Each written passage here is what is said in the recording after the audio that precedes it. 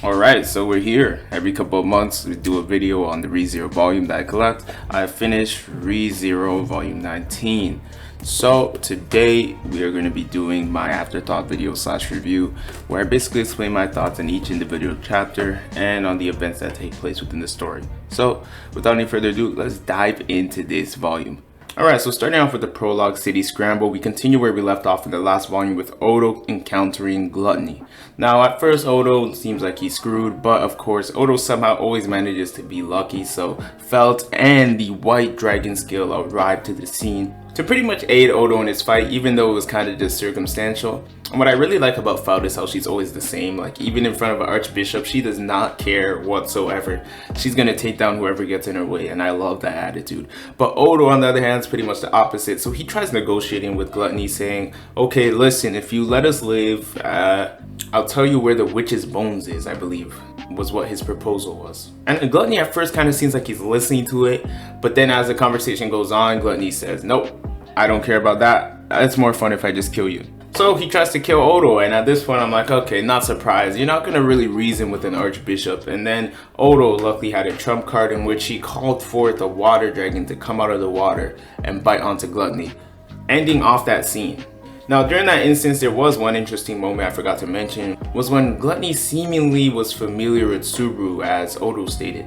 Because we're seeing this through Otto's perspective. He states that it seems like this Gluttony is familiar with Subaru, because he was going on about, oh, where's the wounded hero, where's the fragile hero or whatever. Now my speculation is, of course, this is Subaru, but he knows about this because of the gospel. The gospel probably said the hero would arrive at the tower or whatever, something on the lines of that, because the gospel is always an incomplete future. It probably said something on the lines of a hero will come, and that's who Gluttony was waiting for, so he was surprised Otto was coming there instead. But regardless, I found that pretty interesting, and we got to see how Otto thought of Subaru, where he's like, Subaru's always involved with these archbishops. It's kind of just a normal thing now, which I found quite interesting, because it's pretty funny, because Subaru's not doing this on purpose. He just happens to always end up where these archbishops are. Like, it's almost as though he's a magnet for them, which I actually think ties deeper into the plot. But let's move on. Coming over to the next scene, we see Garfiel and Willhelm. They're fighting. Garfiel loses his battle because he's just not strong enough. It seems as though even though he built up all this resolve and he's ready to fight back, now he's really ready, he still lost pretty easily. It was like 2 pages and Garfiel was done. And he was consumed by some bloody substance. I don't know exactly what it was. It was just described as blood. I'm assuming it was potentially dragon blood, so he might have been swallowed up by dragon blood. But that pretty much ended off Garfiel's scene. I didn't really speak much on Willhelm because Willhelm didn't really do much. He's pretty much just ready to save his wife from this curse and put her to rest.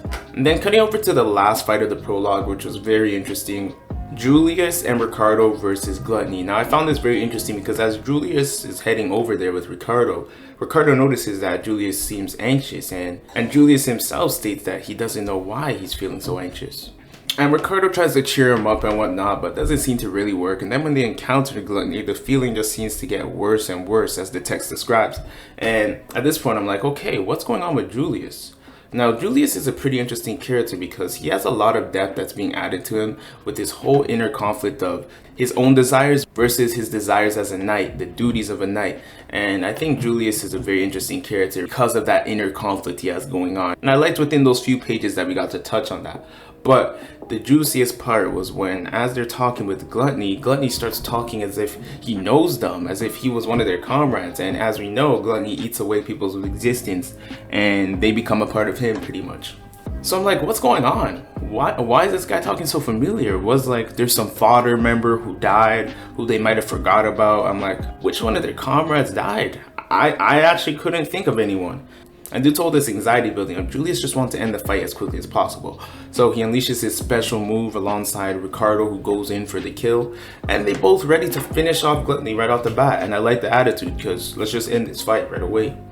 But Gluttony just smiles and says, "It's wonderful how true to form you are, brother." And I'm like, brother?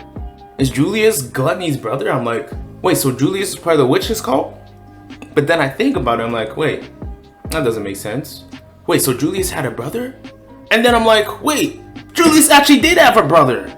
Joshua! I had completely forgot about Joshua the entire story. Like, Joshua has been gone for a minute now. I completely forgot about Joshua's existence. It's almost as though Gluttony's authority was affecting me. Like, I'm like, oh shit, Joshua's gone.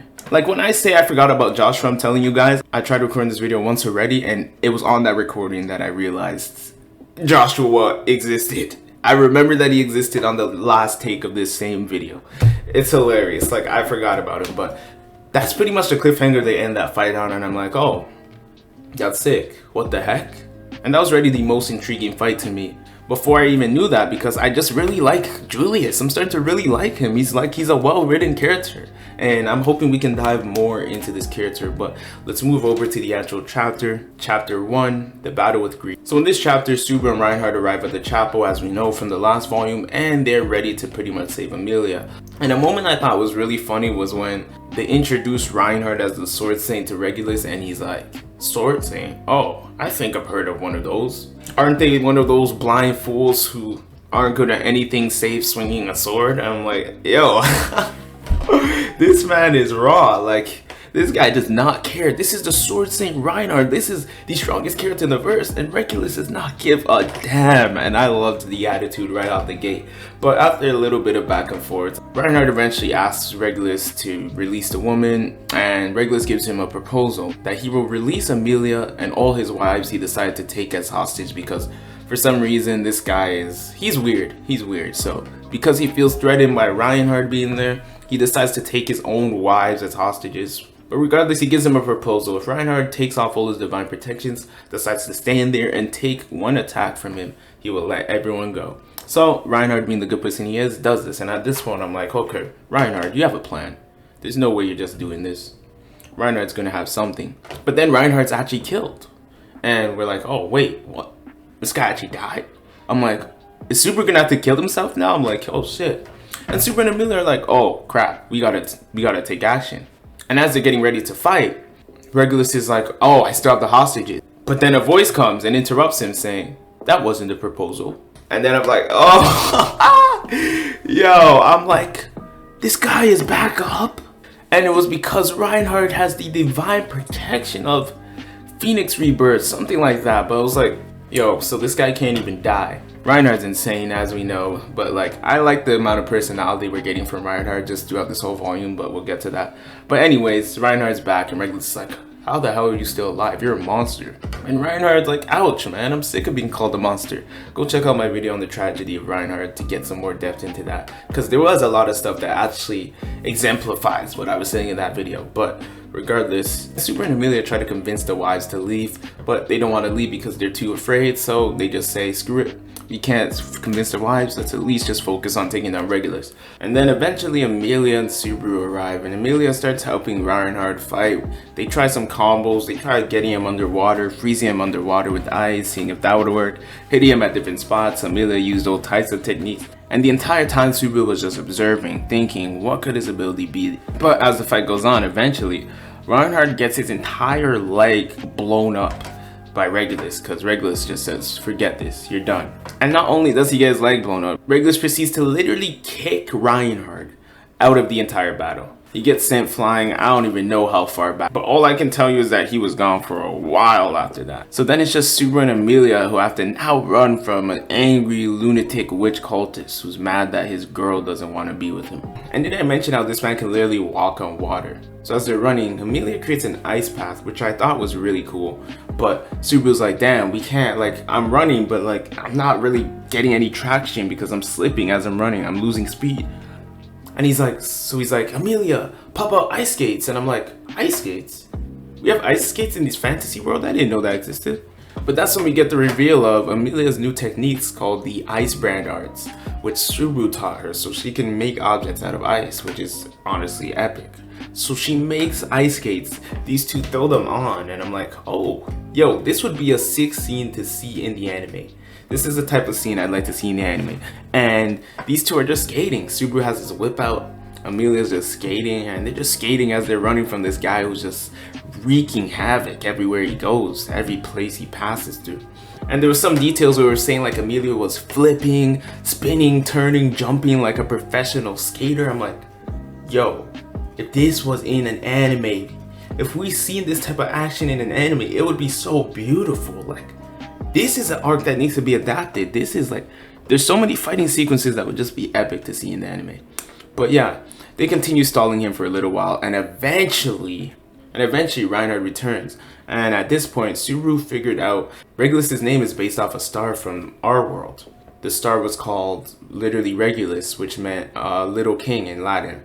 And something about the star made him realize that Regulus had some type of kingdom, and it was tied to his heart because I believe there was some ties to Little King and Lionheart, because the Little King star was in the Leo constellation, and there was something that tied that to Lionheart. I forgot exactly what it was, but regardless, it was very clever, and I found it very intriguing that the author went that route by tying his name and his ability. That was pretty sick, I'm not gonna lie.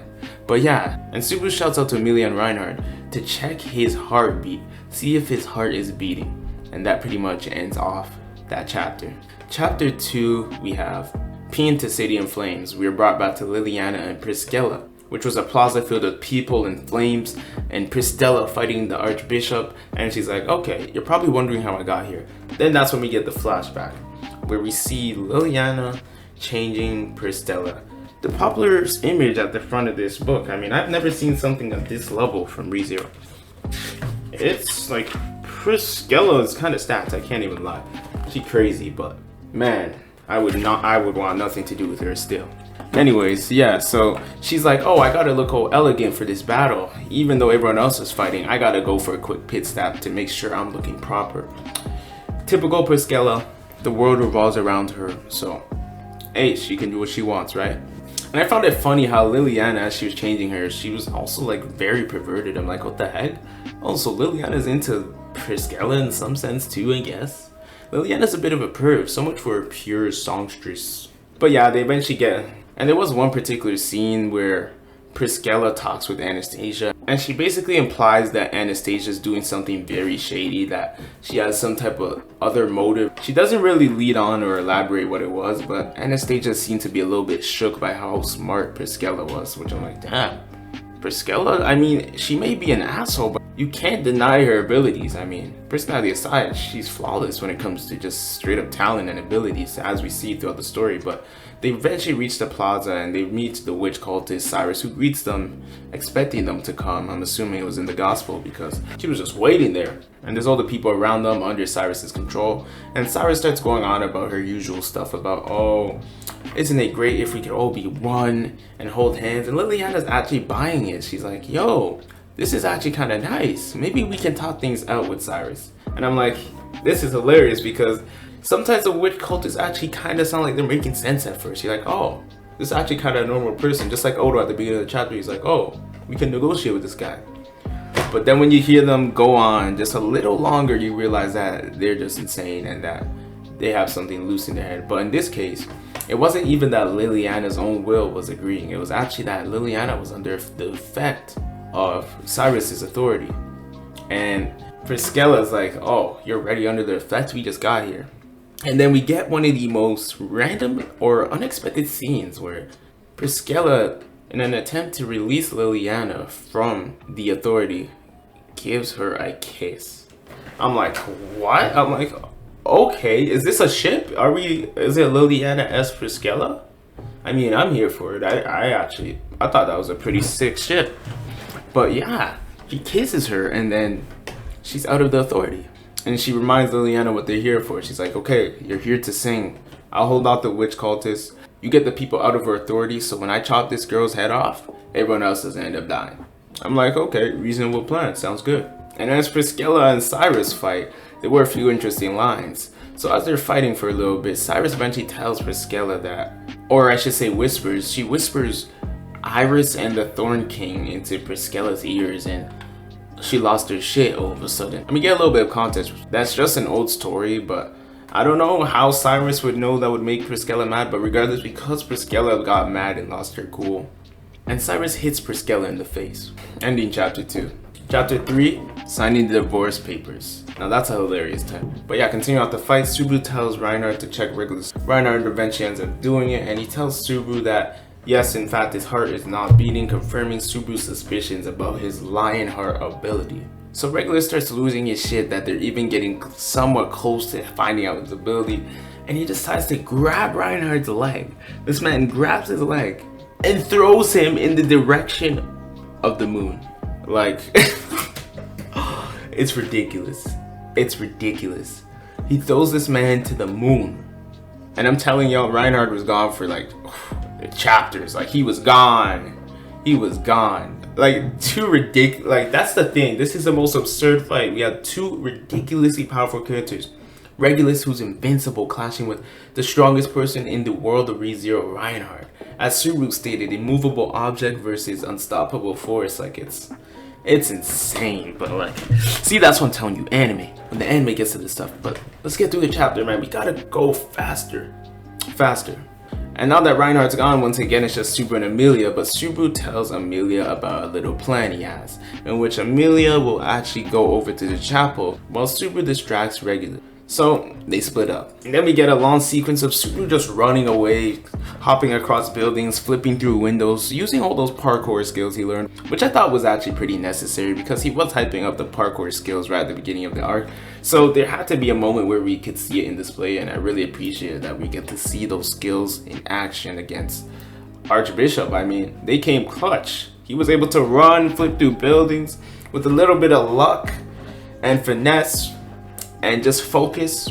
This man was outmaneuvering Regulus for a little bit, and it was pretty sick. And during that time, we had Emilia going to the wives, and she tried to preach to them. It wasn't working at first, but eventually she got through to them, and they basically admitted that they all hate Regulus. And that would be an epic scene to also see in the anime, but they're all like, I hate him, he did this, he did that, I didn't want to tell him this, that, and they just all let their emotions out. And I'm like, damn, poor Regulus, his wives, like, they despise you, bro, just be a better person, like, damn. But after them opening up, Emilia, with the help of the lesser spirits, eventually realizes that there's something off with the females, or one of the females, and that was the fact that they had a second heartbeat, which was the second part to Regulus's ability that even Subaru didn't figure out at the time. And this was interesting. So Regulus's ability, it's so OP. Like, his ability is quite interesting, but we'll get to it when we get to that.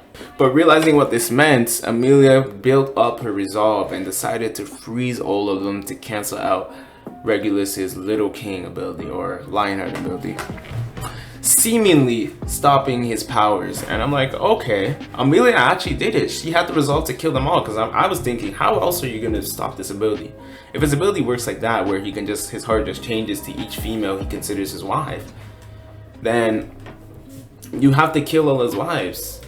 She had to ignore her own emotions and, you know, freeze them, which we see later on what she was really doing, but at the time it seemed like that. Chapter 4, we have Liliana's Masquerade, which I thought was a very nice chapter. But continuing off with the fight, Pristella was unhurt due to the necklace she had around her. She had some magic necklace that let her not take damage or something like that, but she was unhurt. And then Pristella continues to fight. But yeah, continuing on, Liliana eventually realizes that she can't get through to the people because of all the fire, and she doesn't want the people to run through the fire and whatnot. And she's stumped. But then Pristella decides to burn the tower, and I don't remember if it was Liliana who decided to do it herself or Pristella told her to, but Liliana decides to go up that tower to try and get the people in the plaza's attention, because she realizes that going across the lake or going across the flames is not the best way. But instead goes through something pretty much 10 times worse for the sake of not letting the people run through the flames. She decides to go up that tower filled with white flames. Though the flames do not burn her, she is still feeling every single burn. Like, it's like running through fire and you still feel the full pain. Like, me personally, I don't care if I'm not getting burnt. If I'm still feeling the pain, I'm on fire. Like, I'm dying. The fuck? I don't know how she did it, but she runs up the tower. She runs, she reaches the top, and we get a little bit of a flashback with Liliana's past. And we learn about how Liliana's parents were pretty shitty people, and how she used to be poor, and then eventually she was recognized for her talent as a songstress and moved the hearts of people. That's my very quick summary. But yeah, so she starts singing, and that's when she unlocks the ability of telepathy, because on top of the tower she still wasn't able to reach everyone, but thanks to her blessing that she didn't even know she had, telepathy, she was able to get everyone. Why am I saying telepathy? Telepathy. Yo, I'm tripping today, but regardless, yeah, thanks to that ability, she's able to reach older people she wouldn't normally be able to reach with her voice. And Pristella's like, okay, so my eyes didn't deceive me. She's useful. I'm like, Pristella, shut up, man. Like, we get it. You're good at everything. Like, relax. Come on. But yeah, the battle rages on, and eventually Cyrus ends up going crazy because Pristella calls her a moron for not being able to even understand music, as she claims to know everything about emotion and whatnot. And Cyrus completely loses her mind, so she uses her ultimate move and goes for the kill on Pristella. And Pristella's Sunblade just slices it. Even though she used like some crazy flame attack, I mean, you're fighting someone who's a master of fire. Two masters of fire clashing, which I thought was quite interesting because their personalities are so, like, they're so twisted. It was so interesting to see one lunatic fight another lunatic. Obviously, Pristella's a lot more sane in comparison to Cyrus, but it was very interesting to see those two kind of clash because they're both like very angry, fiery people. So it was insane. It was insane. But Pristella ends up slicing that attack and notices that Cyrus is actually running towards the tower. So Cyrus decides to hit the entire building and destroy it. And Pristella doesn't make it in time. The building does get hit, but instead of going to try and save Liliana, Pristella prioritizes taking care of Cyrus. And as the building's crumbling, Liliana is still singing. Still singing. Shout out to Liliana, man. She's burning alive and she's still out there singing. I wasn't really able to go into much detail as I wanted to. Liliana's the GOAT. There was many moments where she was out there burning alive. Even though she's not actually burning, she's feeling it. She's just singing. Like, Liliana's amazing. But Pristella, being the person she is, prioritizes cutting down Cyrus, which was a smart choice. And the battle seems like it's about to end. But Cyrus pulls out Tina, the little girl. Of course she does. But that didn't stop Pristella. I'm like, oh, Pristella really about to kill a little girl? She's not stopping her attack. But that's when, right after she cuts her, I remembered. I'm like, oh yeah, her ability. And she states it. I cut what I want to cut. I burn what I want to burn. So the little girl was fine and Cyrus gets cut through the chest. And Cyrus was like, looking at her like, do you feel this? Do you see what you did? Do you feel my pain? And Pristella's like, why would I ever feel your pain? And then I think she attacks her one more time and she gets hit into the waterway. As the sunlight in her sunblade fades away, Pristella says, the sun is clouded in shadow or something like that. And she says, be lucky you got to escape, scum. I'm like, what? I thought you just bodied and finished her off, but I guess Cyrus escaped. Like, the text was so confusing, I reread it so many times. It seemed like Pristella won the fight, but that last line implied that Cyrus escaped, so I think Cyrus is still alive, even though she should be dead. Yo, that was confusing. I thought maybe she meant escape the wrath of her fire. She got to drown instead. Maybe that's what she meant. But I'm not sure. I'm gonna actually low-key just look up Cyrus's status on the wiki, if she's alive or dead. I'm gonna just check that after this video, but yeah. But then cutting over to Liliana, she thinks she's dying, slipping off into the afterlife. But she is awakened by Kiritaka, the man who she... And yeah, Kiritaka was safe and sound. Ending off chapter 4. Which was great. I'm like, yo, Liliana, good work, man. Moving over to chapter 5, Believing. This is probably, this is my favorite chapter, I think. These last two chapters were gas, but back to the great battle between Subaru, Regulus, Emilia. And yeah, Emilia makes it back and she's ready. She's here with a vengeance, with a vendetta. She had to take away the lives. She seemingly had to take away the lives of 53 women. And yeah, she basically just starts hitting Regulus with all these attacks. And at first, we're not sure if it's doing anything. And then after a little bit of time goes by, we realize Regulus is actually still invincible. I'm like, okay, what could it be now? Now I'm confused. I'm like, I thought I had this down pat. Cause like, I'm like, yeah, okay, I get his ability. He can put his heart into those people he deems as his wives, which basically gives him lives. It's like a life system. As many wives as he has is how many lives he has. You'd have to kill each and every one of those wives, take away each and every one of those lives to completely defeat him. And they had done that, so I'm like, what? But then, as a bit of banter goes back and forth between the two parties, eventually Emilia is standing there and she realizes that there's another heartbeat in her chest, and this was actually Regulus's Lionheart. This guy is... The fact that this man still considered her his wife Even after all the shit that happened, she's scum. She's trash of the earth. But your heart's still in her, and he's just laughing. He's just laughing like, yo, yep, I don't like you, but hey, I still see you as my wife. It's still another life. And he's just like, yo, you guys thought you were so sick with the ice skates earlier. You thought you were so sick figuring out my ability. Look at you now. You guys are just a joke. And he was just going on, and Subaru's like, yo, I'm done with this guy. And it was just, I'm not even gonna lie, I was laughing so hard. I'm like, yo, this is hilarious. Cause like the whole fight, Regulus was just getting angry. I'm like, damn. I don't mean it in a bad way, but I was kind of rooting for Regulus just a little bit. So like when he got the upper hand again and he started getting cocky, I just found it, I was like dying. It was hilarious. Cause he's like, you just killed 53 women, you're murderers. For what? What did you do it for? And it's just like, I'm like, I love this guy, bro. Regulus is so sick. But anyways, Regulus goes on his tantrums, and because he's so conceited and just so stupid, he's so dumb, he gives Subaru and Emilia time to do something that was very hype. So Subaru starts thinking, because as he talks with Regulus, they mentioned Betelgeuse, and that reminded Subaru that he actually had an ability that might come in handy for this same situation, in which he can get rid of one of Emilia's hearts, or the fake heart, Regulus's heart within Emilia. Because we've seen this before. Satula's done this with Subaru's heart, and I knew this was what it was leading to. When Subaru said he knew he had another plan and he couldn't confirm it, I'm like, it's the unseen hand. Because I thought of that. I'm like, what could Subaru do? I'm like, unseen hand, invisible providence. He can use it to crush the heart. I'm like, that makes so much sense. And he does it. He does exactly that. So I was extremely hyped. I'm like, oh, so he's doing it.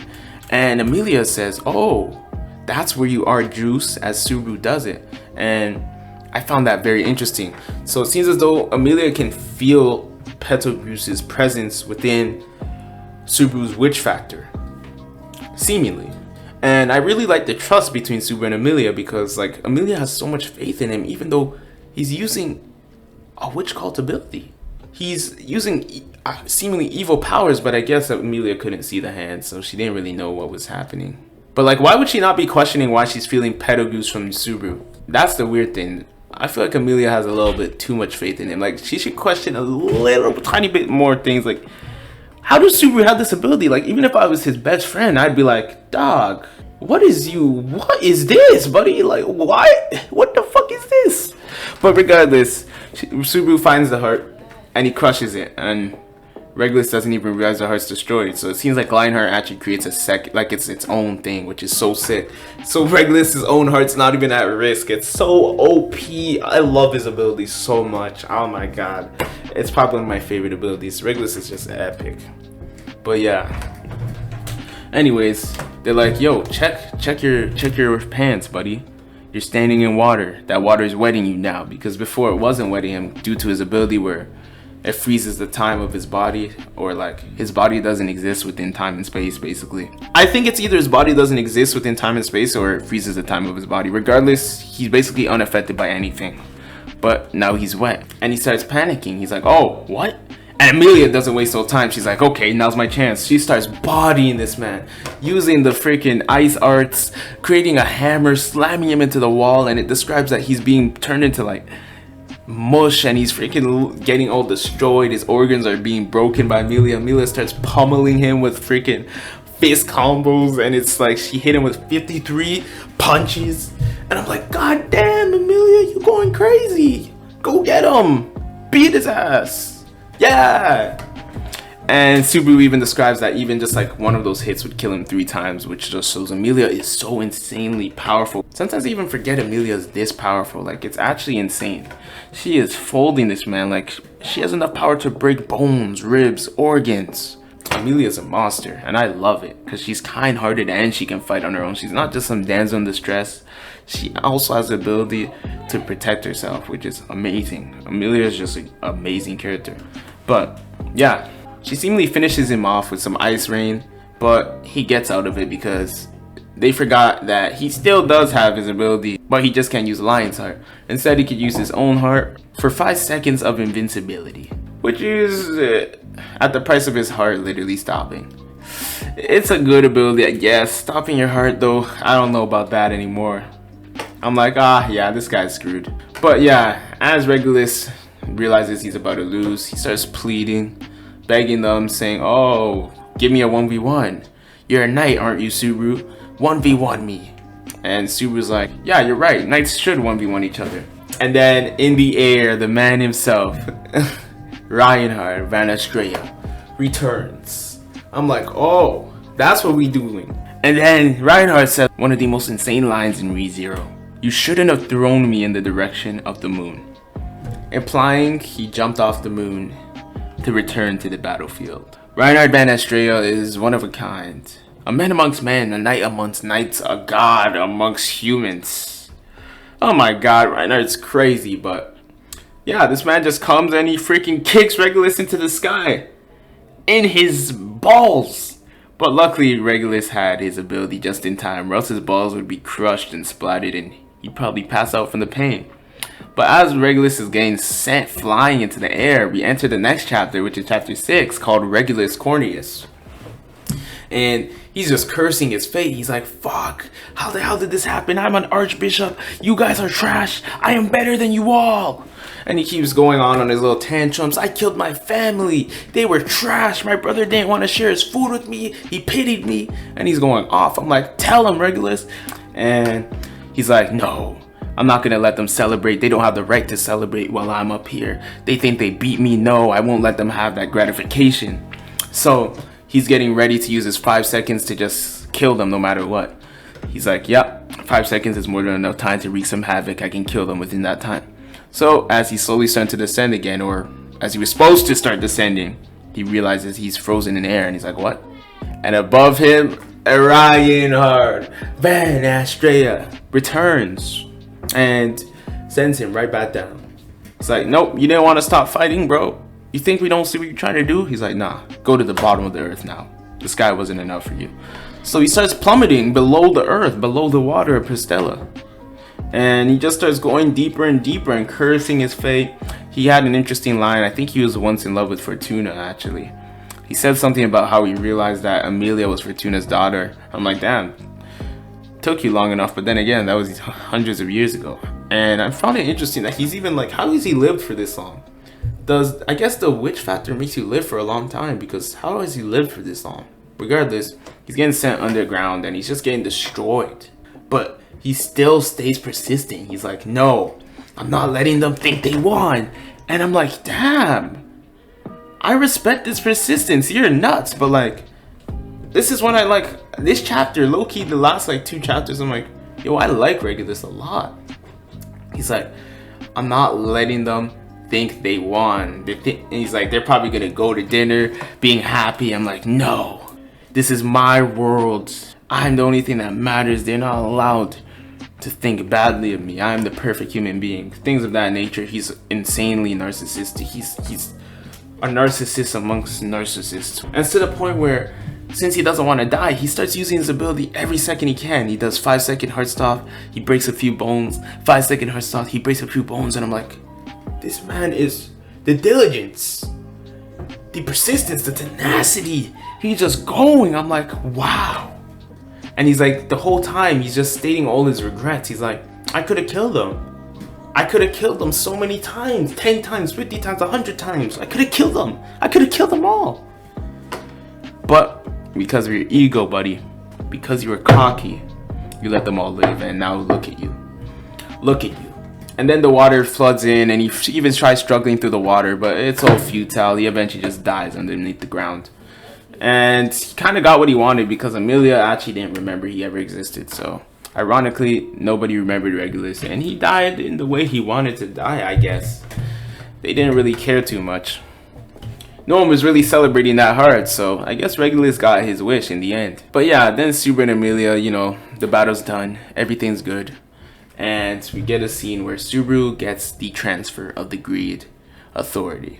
Now, obviously, we know when Subaru gets abilities, it's shit. If Regulus had 5-second heart stop, Subaru's gonna have maybe 1 or half a second. So it's gonna be a pretty shitty ability. But hey, Subaru has Greed Authority now. That's kind of cool. I wonder what he's gonna do with it. Subaru finds an interesting way to use his trash abilities, so it's gonna be interesting to see how that goes. But yeah, moving over to the very end, we get to see what's going on with the other battles, or specifically what's going on with Felix. Felix is encountered by Lust, and Lust is just being a bitch like always. She roughs Felix up a bit, and she turns into Krush as well, which is kind of crazy. And as Felix is getting roughed up, eventually the person who they thought was Krush was actually Anastasia, and they all anticipated Lust being there. And Lust realizes that, oh shit, they knew I was coming here. Damn. And she also said something earlier too, that, oh damn it, she didn't survive the dragon blood. I thought she had royal blood, and that was when she thought Krush was in the bed. I'm like, oh, so the dragon blood is kind of like a buff. So it's kind of like curse mark from like anime, from like Naruto. If you get the curse mark, it's either you die from it or you survive it and you get its powers. So I'm assuming dragon blood works similar to that, which is interesting. So I wonder if Subaru's getting some type of power, because he's clearly surviving it. So I'm going to be interested to see where that goes. But regardless, the volume ends off with Al appearing to join the battle, and Lust being triple teamed by Felix, Anastasia, and Al.